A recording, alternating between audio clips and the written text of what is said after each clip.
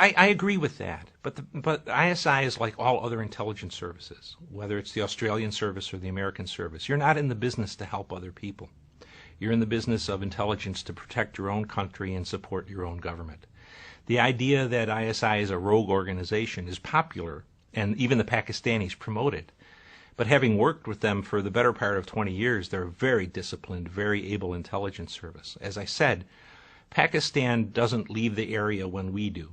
They have to stay there and try to stabilize things in their own country. To do that, they believe at least, they have to help reestablish an Islamic country in Afghanistan, an Islamic government.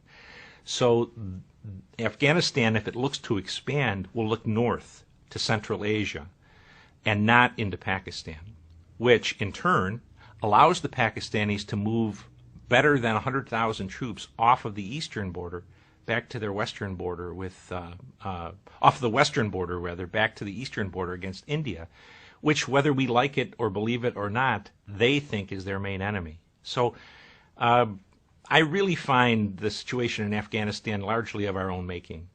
And the Pakistanis will support an Islamic government in Kabul because that's their best interest. We have created a mess. They have to sort it out now. And it's really a disastrous situation for the United States, at least, because the American people, I think, are going to believe bin Laden's dead, we're leaving Afghanistan, the problem is over. But if you look at it objectively, Al-Qaeda is now has 6 different operational platforms, where at 2001 it only had 1. And so we're much worse off. And we've also demonstrated to the Islamists that we are not, it's an old-fashioned word, but we're not manly. But the enemy loses hundreds a week. And we, a country, a superpower of 300 million people, cannot tolerate the loss of 160 people a year. It's a bad example to set for an enemy who is willing to expend enormous numbers of lives.